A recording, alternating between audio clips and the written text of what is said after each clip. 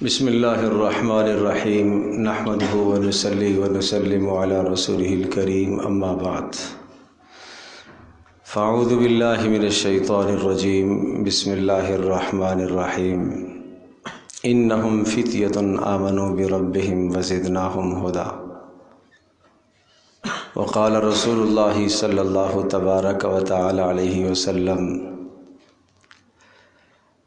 لا تزال قدم ابن آدم حتى يسأل عن خمس عن عمره فيما أفنى وعن شبابه فيما أبلى وعن ماله من أين اكتسب وفيما أنفقه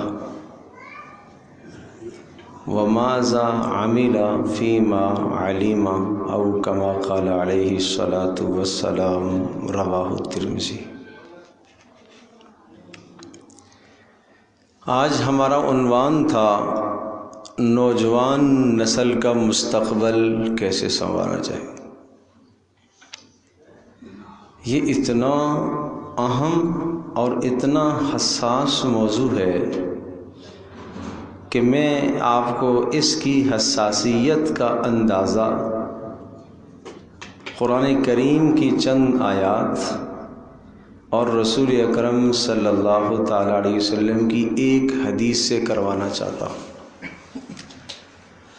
قرآن کریم میں ایک پوری سورت اصحاب کہف یعنی سورۃ الکہف ان لوگوں کے نام پر ہے کہ جنہوں نے اپنی جوانی کو دین کے لیے وقف کر دیا،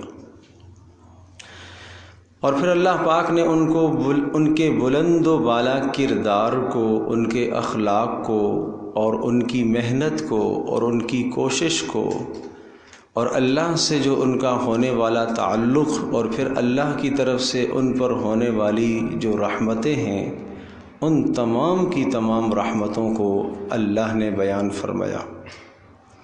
صرف بیان نہیں فرمایا بلکہ یہاں تک بھی بات آئی ہے کہ اللہ جل جلالہ وعم نوالہ،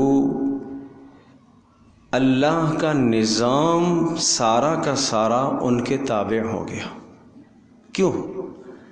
اس لیے کہ اللہ تبارک تعالی نے اس کارخانہ ہستی میں جو کچھ بھی بنایا ہے وہ سب کا سب انسان کی خدمت کے لیے بنایا ہے۔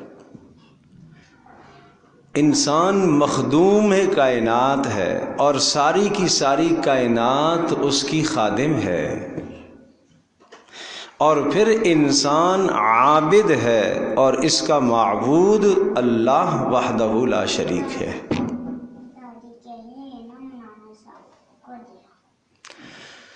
تو بات یہ ہوئی کہ ساری کی ساری کائنات انسان کی کیا ہے؟ خادم۔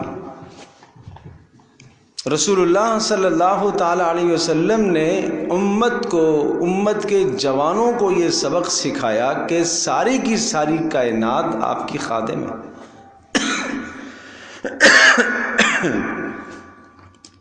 اور آپ مخدوم ہیں۔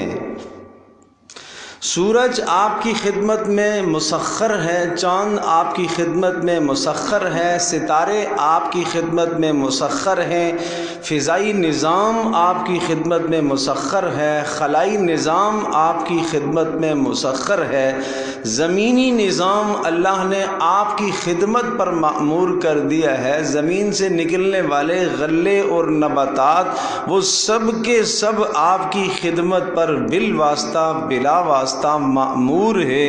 تمام کے تمام حیوانات، چرند پرند درند جو ہمیں بظاہر مضر نظر آ رہے ہیں مگر وہ بھی کسی نہ کسی درجے میں انسان کے لیے مفید ہے۔ ہر شے انسان کے فائدے کے لیے بنائی گئی ہے،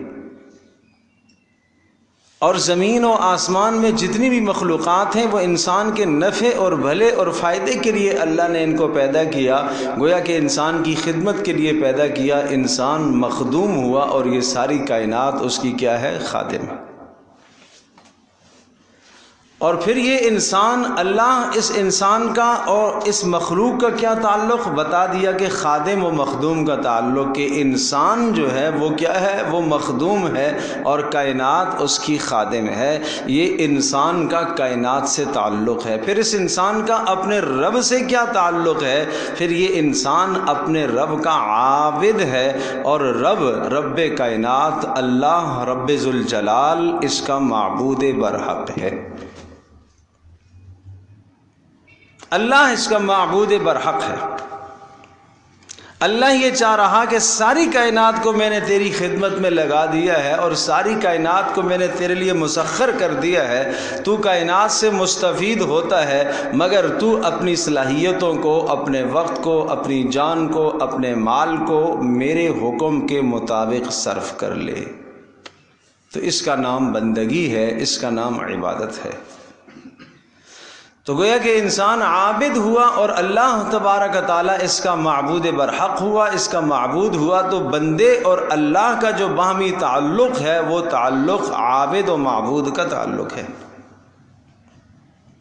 جب یہ بات بھی آپ نے ذہن نشین فرما لی تو اب میں بات عرض یہ کر رہا تھا کہ قرآن کریم کے اندر اللہ پاک نے اصحاب کہف کا تذکرہ فرمایا کہ اللہ نے کائنات کو ان کی خدمت پر مأمور کر دیا۔ کائنات کا ایک ذی جرم، ایک بڑی جسامت کی مخلوق جسے سورج کہتے ہیں، سورج بھی ان کی خدمت پر مأمور ہے۔ وَتَرَى الشَّمْسَ إِذَا طَلَعَتْ تَزَاوَرُ عَنْ كَهْفِهِمْ ذات الیمین واذا غربت تقرضهم ذات الشمال وهم فی فجوۃ من۔ فرمایا آپ دیکھو گے کہ جب سورج جب طلوع ہوتا ہے تو وہ ایک کنارے سے اس طرح سے طلوع ہوتا ہے کہ تاکہ ان پر براہ راست دھوپ نہ پڑے۔ وَإِذَا غَرَبَتْ تَقْرِضُهُمْ ذَاتَ الشِّمَالِ، اور جب غروب ہوتا ہے تو وہ شمال کی جانب کترا جاتا ہے۔ وَهُمْ فِي فَجْوَةٍ مِّن، اور یہ اصحاب کہف کے یہ افراد یہ ایک غار کے بیچوں بیچ سو رہے تھے۔ براہ راست اللہ پاک نے انہیں ایسی دھوپ نہیں لگائی کہ جو ان کے جسموں کے لیے نقصان دہ ثابت ہو، اور ایسا بھی نہیں کیا کہ سورج کی حرارت اور تپش سے مکمل طور پر، کلی طور پر ان کو محروم کر دیا ہو، اس لیے کہ سورج کی حرارت اور تپش سے اگر مکمل طور پر، کلی طور پر محروم ہو جائیں گے تو کئی بیماریوں میں مبتلا ہو سکتے ہیں۔ تو گویا کہ روزانہ صبح کے وقت بھی اور روزانہ شام کے وقت بھی ان دو اوقات میں سورج ان کو اپنی کرنیں دیتا تھا۔ تو یہ سورج ان کی خدمت پر مامور تھا۔ کس کی خدمت پر؟ جوانوں کی خدمت پر۔ ان جوانوں کی خدمت پر یہ سورج مامور تھا۔ اور پھر رسول اکرم صلی اللہ تعالی علیہ وسلم کی ایک حدیث آپ کے سامنے ذکر کرتا ہوں، جس میں آپ نے ارشاد فرمایا لا تزال قدم ابن آدم حتی یسأل عن خمس، اس وقت تک انسان کے قدم میدان محشر سے نہیں اٹھ سکیں گے جب تک 5 باتوں کا سوال نہ ہو۔ کتنی باتوں کا؟ 5۔ اور عجیب تر بات یہ ہے کہ یہ 5 باتیں ایسی ہیں کہ جن 5 باتوں میں سے 4 باتوں کا تعلق 100% جوانی کی زندگی سے ہے۔ 4 باتوں کا تعلق جوانی کی زندگی سے ہے، اور ایک بات کا تعلق پوری زندگی سے ہے۔ بچپن سے یعنی بلوغ سے لے کر مرتے دم تک کی زندگی سے تعلق رکھتا ہے ایک سوال، اور 4 سوال جوانی کی زندگی سے تعلق رکھتے ہیں۔ پہلا سوال یہ ہوگا، فرمایا کہ عن عمرہ فیما افناہ، عمر کہاں گزار کے آئے ہو۔ ظاہر ہے جب انسان کے عدم شعور کا زمانہ ہوتا ہے، بلوغ سے پہلے کا زمانہ ہوتا ہے، اس سے متعلقہ سوال نہیں ہوگا۔ اس زمانے کی جو نیکیاں ہیں وہ نیکیاں ماں باپ کے کھاتے میں لکھی جائیں گی۔ اللہ تبارک تعالیٰ سب کی اولادوں کو سعادت مند بنائے، نیک بخت بنائے، اور جب وہ بلوغ کو پہنچتا ہے تو اس کا نامہ عمل جاری ہو جاتا ہے۔ کیا ماں باپ نے اپنی اولاد کو یہ بات سکھائی ہوئی ہے کہ بیٹا اب تیرا بلوغ ہو گیا ہے، بچی اب تو بالغ ہو گئی ہے، اب آج کے بعد سے فرشتوں کا قلم تیرے حوالے سے چلنا شروع ہو گیا ہے۔ فمن يعمل مثقال ذرة خيرا يره ومن يعمل مثقال ذرة شرا يره۔ ایک باپ سمجھائے بیٹا اب ایک ذرے برابر بھی اگر تیری نیکی ہوئی تو تیرے اپنے کھاتے میں لکھی جائے گی، اور ایک ذرہ برابر بھی اگر تیرا جرم اور گناہ اور غلطی ہوئی تو تیرے کھاتے میں لکھی جائے گی۔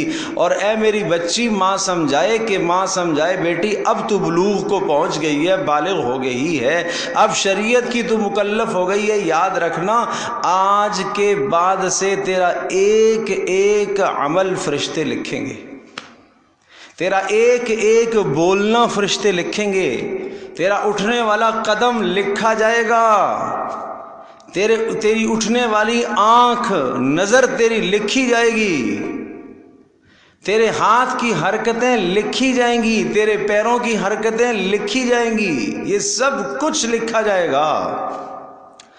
اپنی آنکھوں کو سرمے اور کاجل سے تو نے سجایا ہے، یہ محفوظ ہوگا، یہ لکھا جائے گا۔ اپنے جسم کو تو نے بناؤ سنوار کر کے سنگار کر کے تو گھر سے باہر نکلی ہے، یہ محفوظ ہو گیا، یہ لکھا جائے گا، کیونکہ اب تو بالغ ہو گئی ہے۔ یہ کب تک؟ یہ مرتے دم تک اب تیری زندگی کا تسلسل، اب تیرا کھاتا جاری ہو گیا ہے۔ دائیں جانب فرشتہ جو تیری نیکیوں کو لکھے گا، بائیں جانب کا فرشتہ تیرے گناہوں کو لکھے گا۔ اب یہ لکھت پڑھت کا نظام شروع ہو گیا ہے۔ ماں سے تو چھپا لے گی، باپ سے چھپا لے گی، بہن سے چھپا لے گی، بھائی سے چھپا لے گی، بیٹا ماں سے چھپا لے گا، باپ سے چھپا لے گا، بھائی سے چھپا لے گا، بڑی بہن سے چھپا لے گا، مگر اللہ سے تو نہیں چھپا سکتا، اللہ کے فرشتوں سے تو نہیں چھپا سکتا۔ بلا وَرُسُلُنَا لَدَيْهِمْ يَكْتُبُونَ، کیسے چھپاؤ گے جب کہ ہمارے فرشتے تمہارے پاس موجود لکھ رہے ہیں۔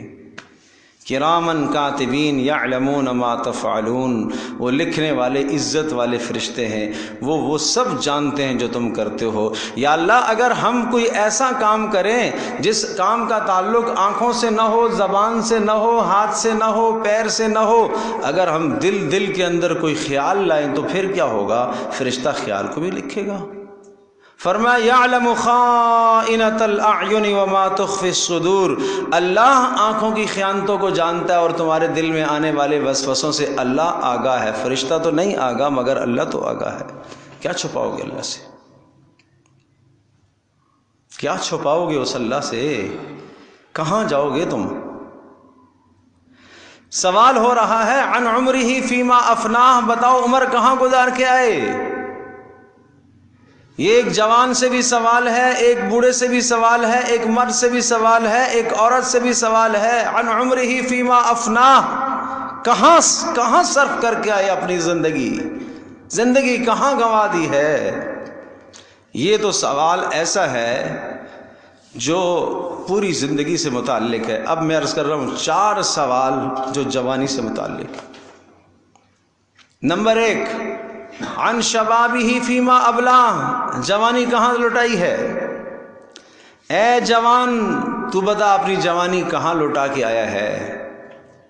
اب تو تیری عمر اللہ کے پاس جب تو پہنچا ہے تو 70 سال تھی، 80 سال تھی، 90 سال، 100 کو چھو رہا تھا، مگر وہ جوانی کا زمانہ جو ہے وہ تو کہاں صرف کر کے آیا ہے؟ آج جواب دینا ہوگا تجھے، خاتون کو جواب دینا ہوگا۔ اس دنیا سے جب گئی ہے تو کمر جھک گئی تھی اور آنکھوں سے بینائی ختم ہو گئی تھی اور کمر کمان کی طرح ٹیڑھی ہو گئی تھی، مگر آج تجھے جواب دینا ہے کہ جوانی کی قیمتی زندگی کہاں صرف کی ہے؟ جوانی کس کھاتے میں لگا کے آئی ہے تو؟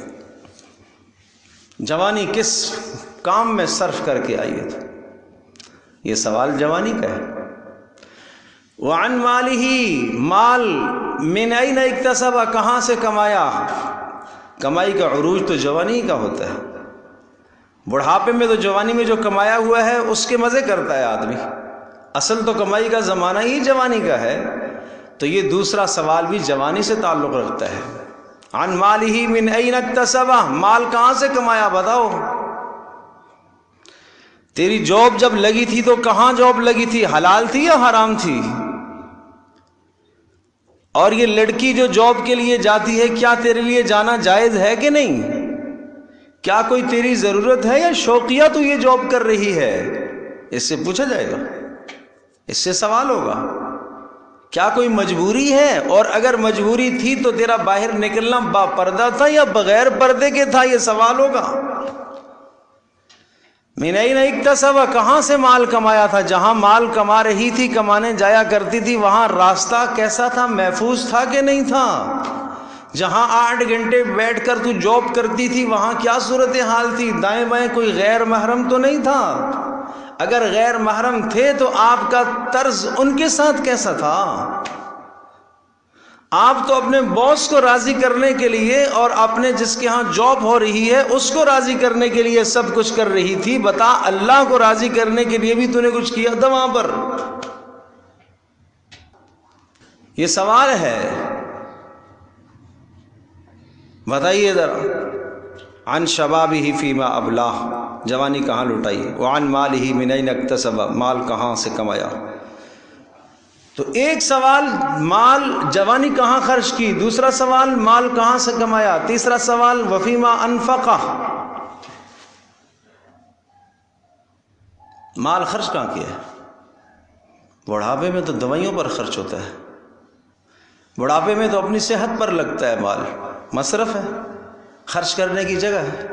ذرا بتا، جوانی کا مال کہاں لوٹایا تو نے؟ جوانی میں جب تو درست تھا، جب تیری آنکھوں میں بینائی تھی، کانوں میں سنوائی کی طاقت مکمل تھی، اور تیرے جسم میں گرم گرم خون کھولتا تھا، اس وقت تجھے ایک ٹیبلٹ کی بھی ضرورت نہیں ہے، ایک ذرہ برابر تیری صحت کے اندر کوئی فرق نہیں آ رہا، ایک گولی کھانے کی بھی تجھے ضرورت۔ وہ زمانہ تو بتا ذرا، اس وقت تو نے مال کہاں لٹایا تھا؟ وہ مال کہاں خرچ کیا ہے؟ وہ مال کہاں خرچ کیا؟ کس جگہ پر لگایا؟ حرام میں تو نہیں لگایا تھا، حرام چیزیں تو نہیں خریدی تھی، حرام کمائی تو نے نہیں کی تھی، کہاں لگایا ہے؟ یہ سوال ہوگا۔ اور پھر چوتھا سوال اس جوان سے یہ ہوگا کہ ذرا یہ بتا دیجئے، ماذا عمل فیما علم، جو علم تو نے حاصل کیا تھا اس علم پر تو نے کتنا عمل کیا ہے؟ یہاں دو باتیں آ گئی۔ پہلی بات تو یہ کہ کیا جو علم تو نے حاصل کیا تھا جوانی میں، وہ علم قابل عمل بھی ہے کہ نہیں؟ کیا بات؟ جو علم جوانی میں حاصل کیا، کیا وہ قابل عمل ہے کہ نہیں؟ اس میں کوئی آخرت کا عمل ہے؟ اس سے کوئی آخرت کی زندگی بننے کا چانس اور توقع ہے؟ جو علم تو نے حاصل کیا، اگر اس علم کے ذریعے سے آخرت نہیں بن رہی ہے تو سوال ہوگا یہ علم تو نے کیوں حاصل کیا تھا؟ یہ صلاحیت کہاں کھپائی تھی تو نے؟ جوانی کی صلاحیت، جو علم حاصل کرنے کی صلاحیت تھی، تو نے کہاں کھپائی ہے؟ سوال کے الفاظ دیکھیے گا، بڑا عجیب انداز رسول اللہ صلی اللہ علیہ وسلم نے اختیار کیا۔ نمبر 1 سوال یہ ہے، عن عمرہ فیما افنا، عمر کہاں ضائع کی؟ عن شبابہ فیما ابلا، جوانی کہاں لوٹائی؟ عن مالہ من این اکتسب، مال کہاں سے کمایا؟ وفی ما انفقا، اور کہاں خرچ کیا؟ آگے جس طرح سے حدیث کا رجحان اور الفاظ چلے آ رہے تھے، اس میں یہ سوال ہوتا کہ سوال ہوگا وعن علمہ ماذا عمل فیہ، کہ علم کے بارے میں سوال ہوگا اس میں کتنا عمل کیا ہے، لیکن یہاں انداز ہی بدل دیا، یہاں انداز بدل دیا۔ انداز کیا آیا کہ ماذا عمل فیما علمہ، ماذا عمل فیما علمہ، کہ جو علم حاصل کیا تھا اس پر کتنا عمل کیا۔ پہلی بات یہ ہے کہ جو علم تو نے حاصل کیا ہے، کیا وہ علم قابل عمل ہے کہ نہیں؟ کیا اس علم سے آخرت سنور رہی ہے کہ نہیں؟ ہم نے اپنے جوان کو، اپنے بچے کو، اپنی بچی کو ہم نے نرسری سے لے کر جناب آگے پرائمری تک، اور پرائمری سے پھر مڈل تک، اور پھر مڈل سے جناب میٹرک، اور پھر انٹر، اور پھر آگے گریجویشن، ان تمام کے تمام مراحل سے گزارا ہے، اور ہمارے بچے کو تعلیم حاصل کرتے کرتے کرتے 20 سال بیت گئے، 22-25 سال بیت گئے۔ یہ 25 سال جو اس نے کیا کیا جی؟ تعلیم حاصل کر رہا ہے، ابھی تعلیم ادھوری ہے اس کی، ابھی تعلیم نامکمل ہے۔ سوال ہوگا یہ جو تم نے تعلیم حاصل کی ہے، اس تعلیم میں کوئی آخرت کا چیپٹر تھا؟ کوئی آخرت کا موضوع تھا؟ کوئی توحید کی بات تھی؟ کوئی رسالت پر ایمان کی بات تھی؟ کوئی آخرت پر ایمان کی اور مرنے کے بعد اٹھائے جانے کی زندگی سے متعلق کچھ بتایا گیا؟ اگر نہیں بتایا گیا تو تو نے 25 سال کی صلاحیت کس علم میں گزاری ہے جو قابل عمل ہی نہیں ہے؟ یہ سوال ہوگا۔ ان السمع والبصر والفؤاد کل اولئک کان عنہ مسئولا۔ سمع علم سن کر انسان اختیار کرتا ہے، دیکھ کر انسان علم اختیار کرتا ہے، سمجھتا ہے انسان، تو قیامت کے دن فرمایا تمہاری آنکھیں، تمہارے کان، تمہاری سمجھ، سوچ کے بارے میں سوال کیا جائے گا، سوچ کے بارے میں سوال کیا جائے گا۔ تو اندازہ کیجئے کہ یہ سب چیزیں قیامت کے دن پوچھی جائیں گی۔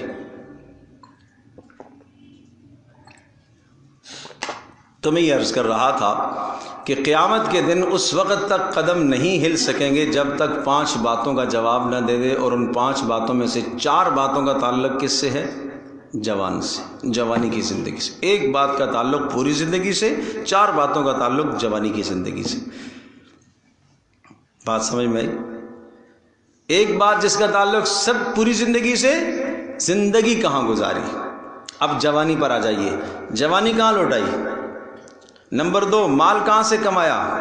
مال کی کمائی کب ہوتی ہے؟ جوانی میں۔ وفیما انفقا، کہاں خرچ کیا ہے؟ یہ سوال ہے۔ بڑھاپے میں تو میں نے عرض کیا ویسے ہی صحت پر لگتا ہے۔ وماذا عمل فیما علما، جو علم حاصل کیا تھا اس پر کتنا عمل کیا۔ تو اب بات یہ ہے کہ ہماری نئی نسل، نوجوان نسل کیوں اس سے غافل ہے؟ یہ ہے المیہ اور سوال، مگر کسی کو نہیں فکر، کسی کو نہیں فکر۔ کیوں نہیں فکر ہے؟ انسان خدا فراموش ہو گیا ہے۔ اور یاد رکھیے گا، قرآن کہتا ہے جب انسان خدا فراموش ہو جاتا ہے تو پھر یہ انسان فراموش نفس بن جاتا ہے۔ نہیں سمجھے؟ فراموش بھول جانا۔ جب یہ اللہ کو بھول جاتا ہے تو پھر یہ اپنے آپ سے بھی غافل ہو جاتا ہے۔ قرآن کیا کہتا ہے؟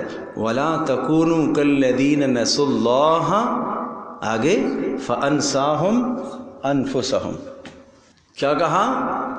کہ تم وَلَا تَكُونُوا كَالَّذِينَ نَسُوا اللَّهَ فَأَنْسَاهُمْ أَنفُسَهُمْ، ان لوگوں کی طرح مت ہو جاؤ جنہوں نے اللہ کو بلا دیا، اور جب انہوں نے اللہ کو بلا دیا تو اللہ پاک نے ان لوگوں کو اپنی ذات سے ہی غافل کر دیا، اپنے آپ کو ہی بھول گئے۔ یہ بات ذرا سمجھنا مشکل ہے۔